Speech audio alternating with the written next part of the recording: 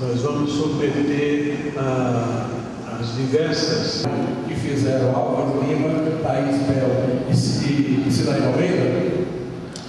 Eu me preocupo seriamente em como nós vamos ficar sem esses interlocutores, sem esses 12 interlocutores até maio. Eu entendi com tristeza quando o embaixador Maia se referiu à despedida dos 12 como um fato inexorável. E entendi também, novamente, com tristeza quando o Marcos Viana colocou que esse parece ser um fato inexorável.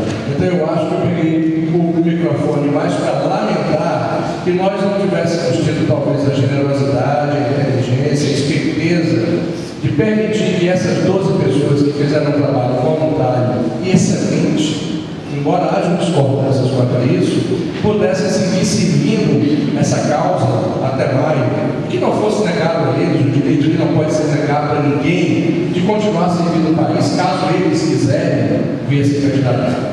Nós estamos vivendo um governo incrivelmente magnânimo numa questão que o Brasil demorou muito para viver com plenitude, que é o direito, essa cidadania. Então, em nome disso, eu pergunto à mesa e pergunto ao plenário: como é que nós vamos conversar agora sobre brasileiros do mundo até maio? Quem vão ser os nossos intermediários? Serão pessoas apontadas pelo IBR, pelos consulados? Há ainda algum? Inclusive dizendo que eu vou sobre o número de participantes para a América do Norte. E apenas dizer que também não gostei de participar com vocês dessa segunda conferência e que vocês não precisam ser influência. Se o conselho for colocado, eles não podem concorrer às eleições. Então eu acho que deve ser colocado. O meu ponto principal aqui é o seguinte: com relação ao item que pela categoria não consensual, com relação ao pleito do Canadá, que é legítimo, de ter uma representação no conselho, porque a proposta do 4 membros para cada continente foi feita por mim, pelo Canadá, e foi aclamada. Entrou na parte não consensual, porque é uma reivindicação regional, uma coisa mais específica interna. Então, essa ideia minha é compartilhada por alguns países, por exemplo, a Austrália, que tem a mesma ideia. Então, peço aos colegas da pergunta que, por favor, olhem com carinho essa proposta, que não coloca só o Canadá, mas também outros países, por exemplo, a Austrália e Angola. Obrigado. Roberto Lima, dos Estados Unidos.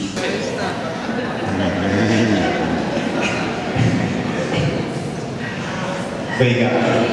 O que eu queria pedir aqui aos companheiros, o nosso colega de Israel já colocou assim, argumentou com bastante propriedade as nossas reivindicações. Então eu quero aqui pedir o apoio da plenária, porque nós consideramos que a divisão do bloco de blocos entre a Oceania e o Japão, a África e o Oriente Médio, vem então contemplar o bloco. Em reunião nós definimos, discutimos e achamos que a melhor saída, é uma saída acho que justa, seria a divisão do bloco, acrescentando então 3 representantes, como disse o companheiro, para cada lado. Então eu espero que seja colocado aí e a gente pede então aí o apoio da plenária.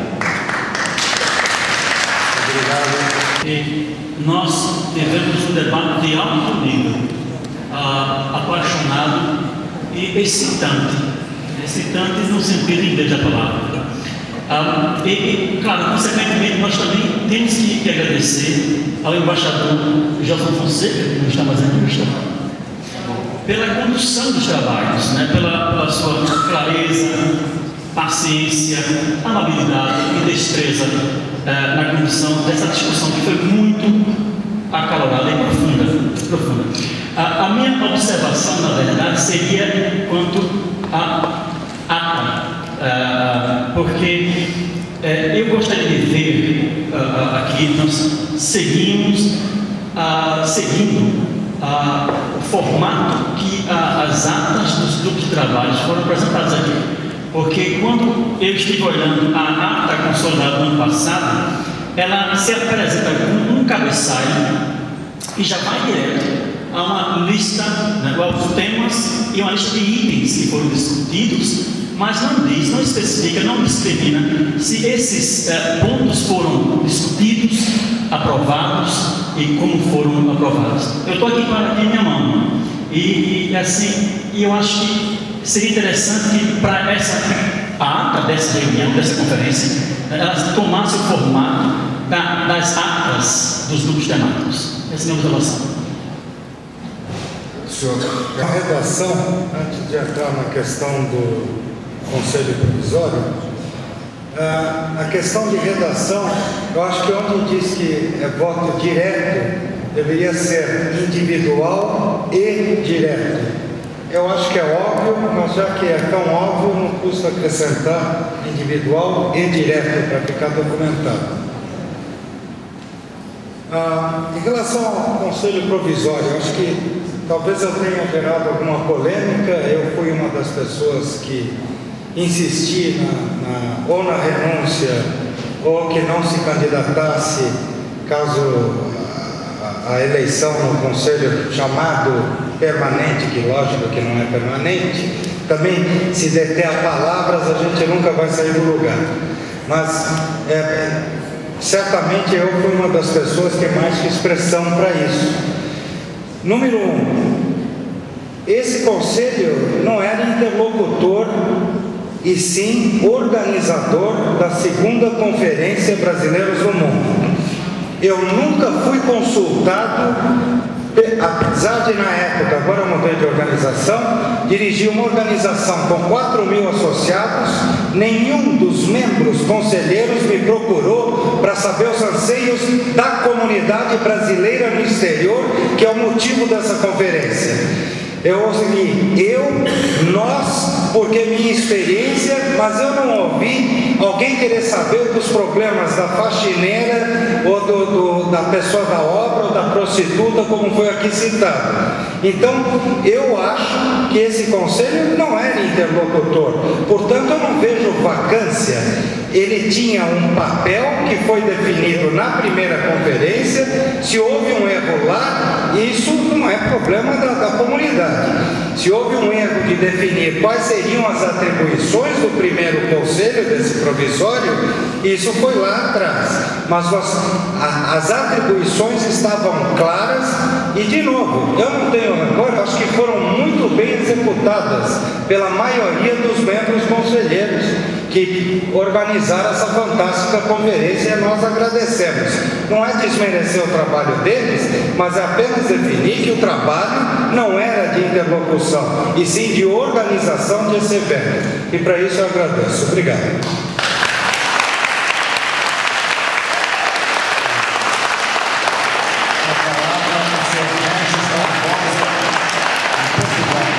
Penso que é que pode garantir a maior representatividade e o processo democrático da conferência, que é a existência de conferências locais, que tenham como célula de organização os consulados, as unidades jurídicas dos consulados.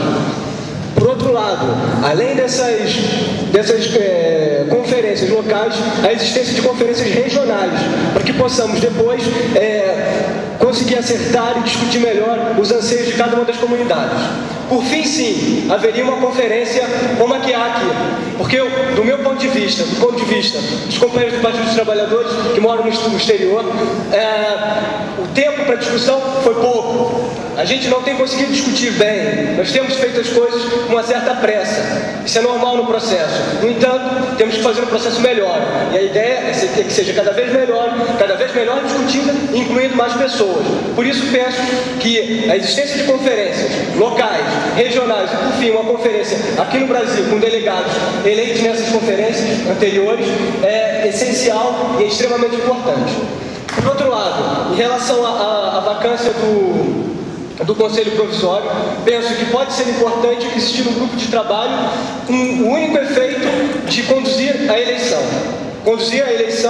do órgão que efetivamente vai ser o Conselho, não permanente, mas o Conselho de Representantes. Portanto, é a proposta que eu tenho a fazer aqui à mesa. Obrigado. Eu queria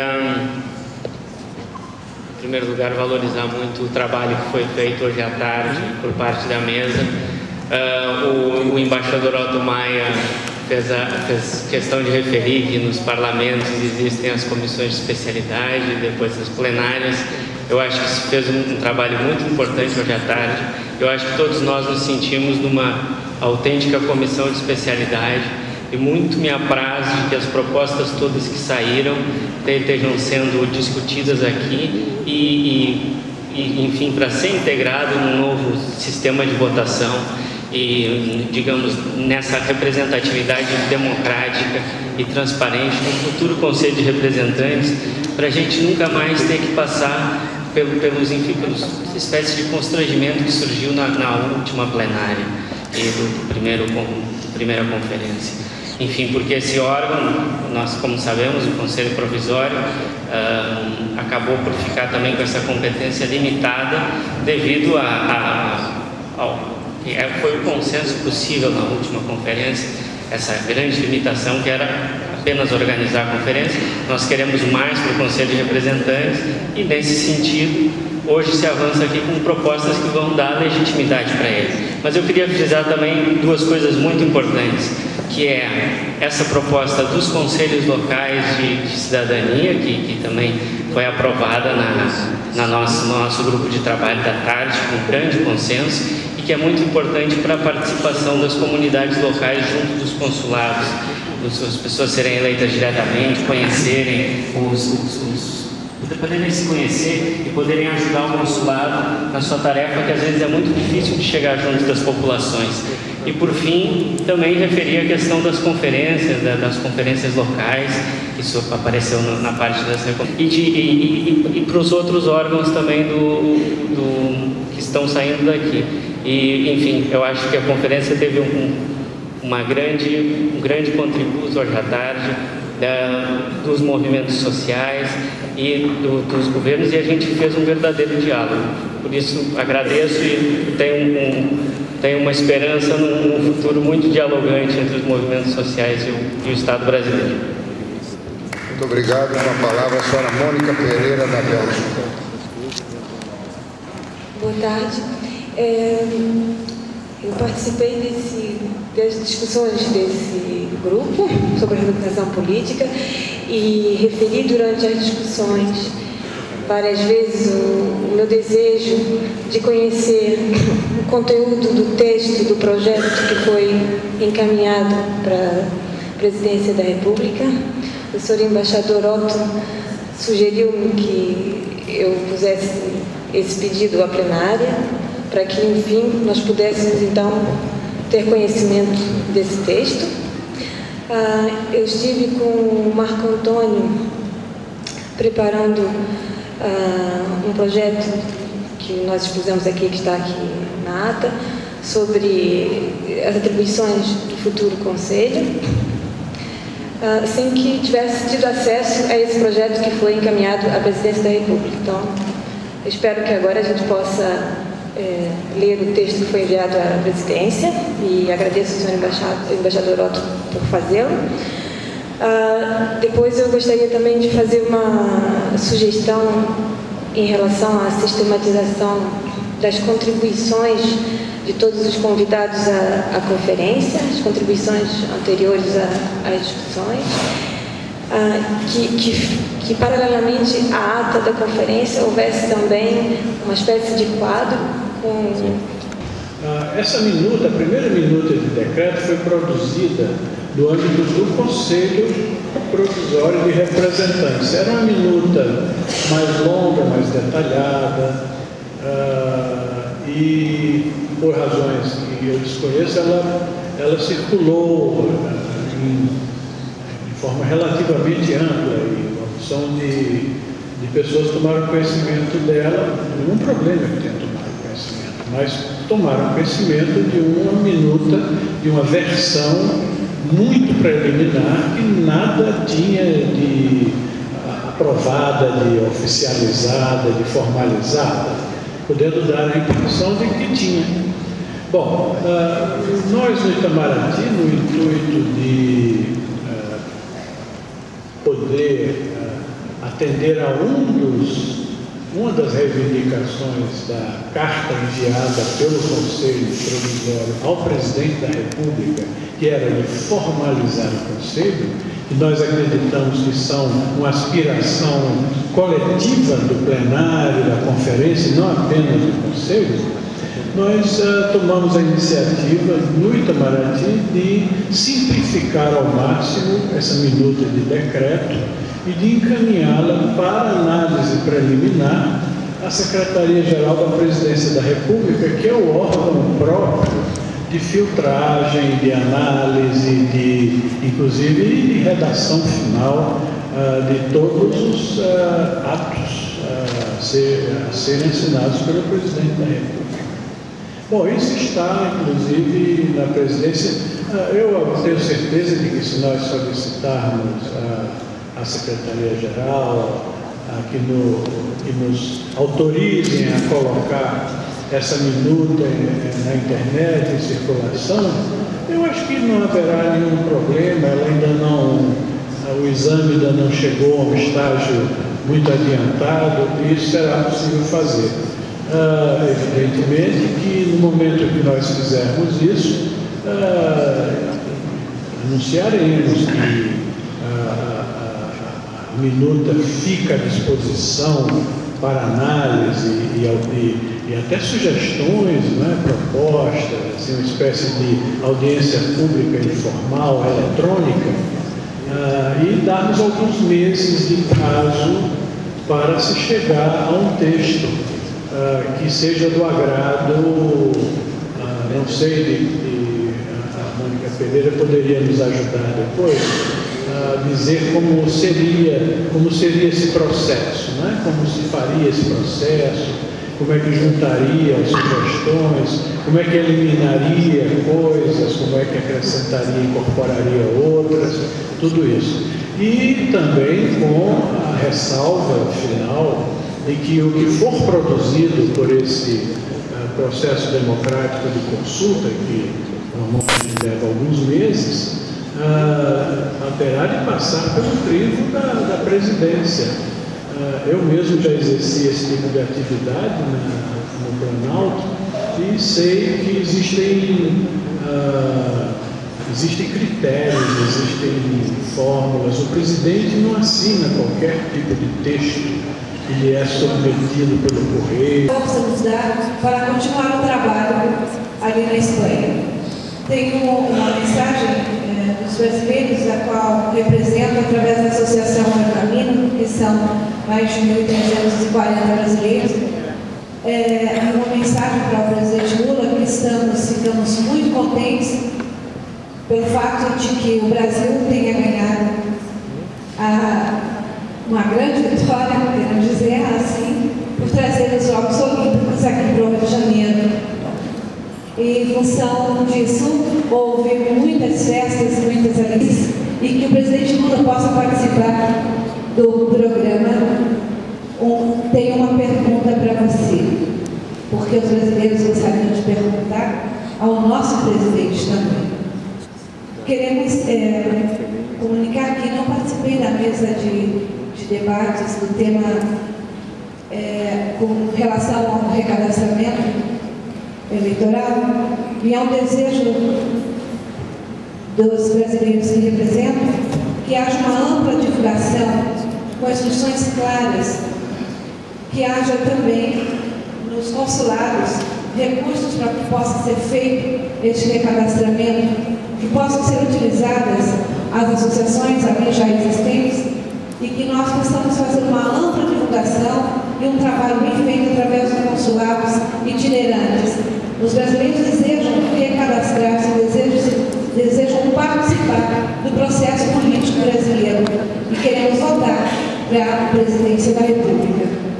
É só o que eu tinha a dizer. Muito obrigada a todos.